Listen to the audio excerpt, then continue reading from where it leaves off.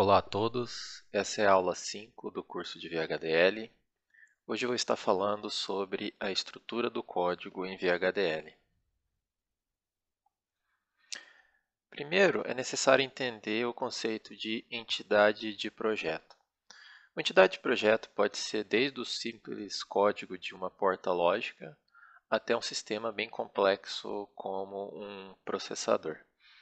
A entidade de projeto ela é composta de duas partes principais: a entidade e a arquitetura. Adicionalmente a isso, podemos ter a chamada de bibliotecas e pacotes e, ao final do código, a configuração. Na entidade, nós declaramos os ports, que são sinais que fazem a interface com o mundo externo daquele código. No exemplo dado aqui, os sinais A, B e C e Q são ports, pois A, B e C são entradas e Q é uma saída do código. D e E são sinais internos, portanto não são declarados na entidade, são declarados na arquitetura. É na arquitetura onde é feito o código propriamente dito. É onde a lógica é descrita na forma de texto. Tá? E esses pares entidade e arquitetura podem ser usados de forma hierárquica. Tá? Então, dentro de uma arquitetura, eu posso chamar outras arquiteturas para compor o meu código de forma a elaborar uma hierarquia. No exemplo aqui da figura, nós temos a entidade processador, cuja arquitetura chama as entidades ULA e controle, tá? E dentro da entidade controle é chamado a entidade flip-flop. Tá? Então você pode ter um código hierarquizado dessa maneira. Já passamos alguns exemplos de código, então vamos entender um pouco melhor os exemplos que foram passados na aula passada. Tá? Então, na aula 2, quando descrevemos uma porta AND, né, o AND gate, né, nós temos a declaração do port. Tá? E é no port onde a gente declara os sinais de interface com o mundo externo. Então, nesse caso aqui, temos os sinais A e B, que são entradas do tipo bit, e o sinal Z, que é saída também do tipo bit. E na arquitetura, né, nós descrevemos o funcionamento da porta. Né? Então, aqui simplesmente foi utilizada a função AND para calcular o AND gate que vai para a saída Z. Né? Faz a AND entre A e B. Na aula 3, tivemos o código de um somador, utilizando o tipo inteiro, bem semelhante ao código anterior, só que agora utilizando uma função aritmética. Então, A e B são inteiros, né? Portanto, são entradas, né? São os números que desejamos somar, e Z é a nossa saída. Tá? Então, aqui foi declarado os ports da interface com o mundo externo. E na arquitetura, nós temos a saída Z recebendo A mais B. Então esse símbolo de soma é a função que realiza a soma entre os inteiros A e B. Então a entidade, tá? Assim como mostrado aqui nesse slide, tá? Ela é formada por algumas estruturas. As principais são o generic e o port.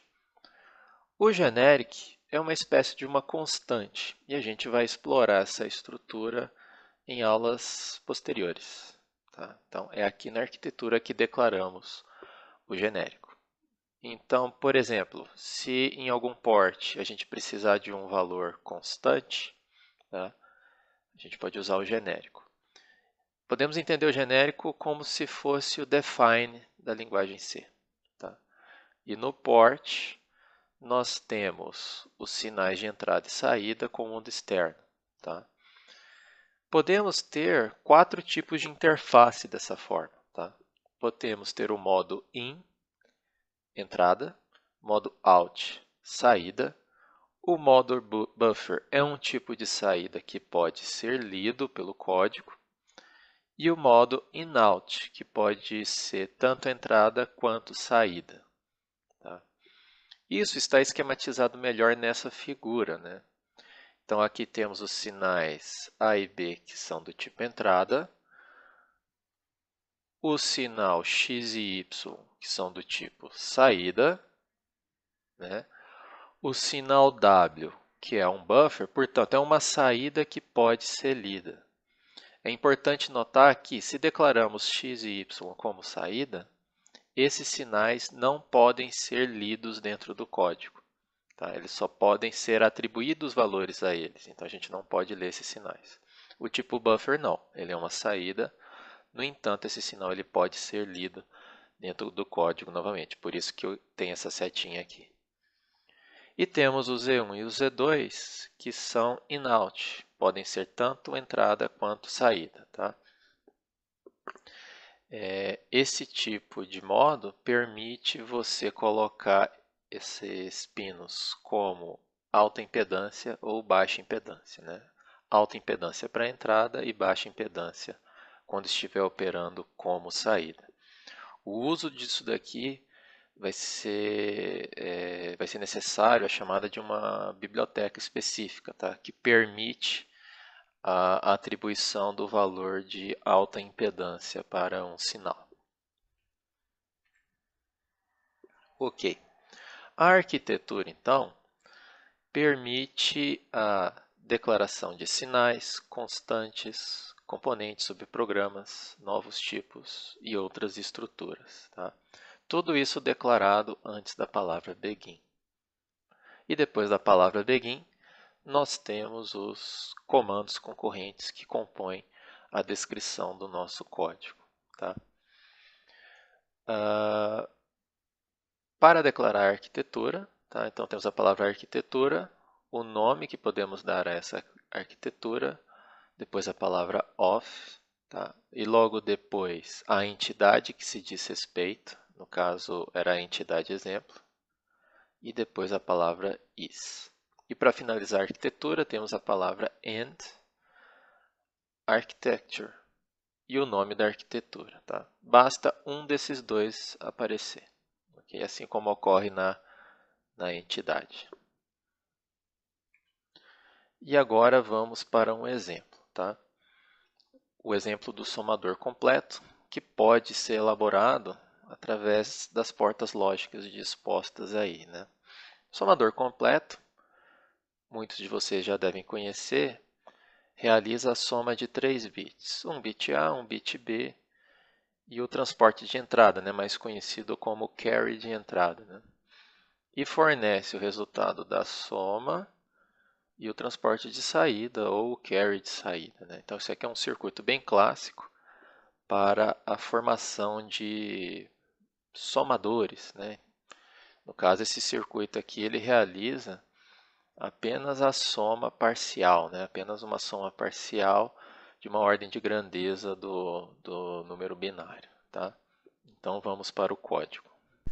Bem, eu estou aqui no Code e vou criar um novo arquivo na pasta VHDL5 somador completo para a escrita do nosso código. Então, vou clicar aqui, vou adicionar um novo arquivo e vou chamar ele de somador completo. .vhd. Tá, então o arquivo está criado. Tá? Não vai ser necessário a adição de nenhuma biblioteca ou pacote, então vamos passar direto para a entidade. Mas antes vamos colocar o nosso cabeçalho, igual vínhamos fazendo antigamente. Tá? Então vou aproveitar o código de aulas anteriores.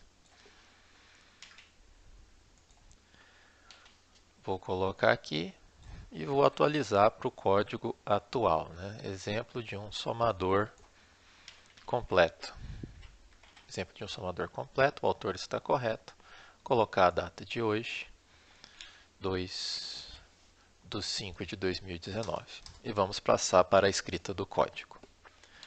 Então, criamos a entidade O nome da entidade, tá, tem que ser o mesmo nome do arquivo, tá, se for a compilação da entidade principal. Tá? Então, vou colocar aqui ó, como somador underscore completo, okay? O mesmo nome do arquivo, sem a extensão. Is. Depois, podemos declarar o port.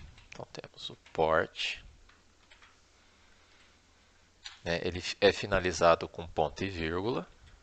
Tá? Então, estou organizando aqui melhor meu código. Temos as entradas A e B. E nós sabemos que elas são do tipo bit. Tá? Então, essas daqui são minhas entradas. Né? Temos uma outra entrada que é o transporte ou carry, né?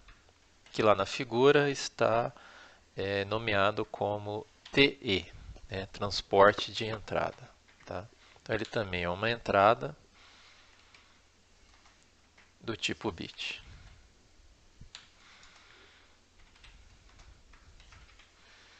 Transporte de entrada. Como são do mesmo tipo, se eu quisesse ter declarado o TE na mesma linha de A e B, eu poderia, sem problema nenhum. É só colocar uma vírgula e escrever TE logo em sequência. Tá? Eu separei nos dois apenas para o código ficar mais organizado. E depois nós temos as saídas. Né? Nós temos S, nossa saída também do tipo bit, que representa a soma. E temos o TS, transporte de saída ou carry de saída, né? Também a saída do tipo bit. E representa o nosso transporte de saída. Ok? Da mesma forma, se eu quisesse ter declarado o TS na mesma linha do S, era só ter colocado uma vírgula e escrito TS. Só separei por questão de organização. Tá? E finalizamos a entidade.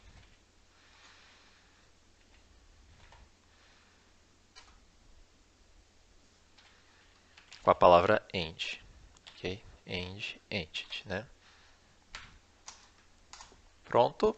Agora passamos para a arquitetura.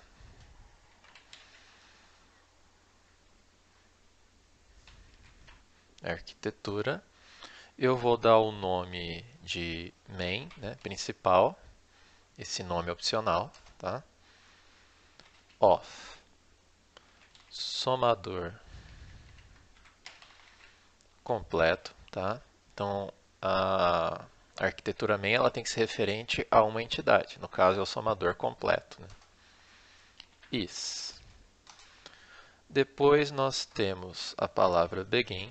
Não vai ser necessário declarar nada antes de begin. Tá?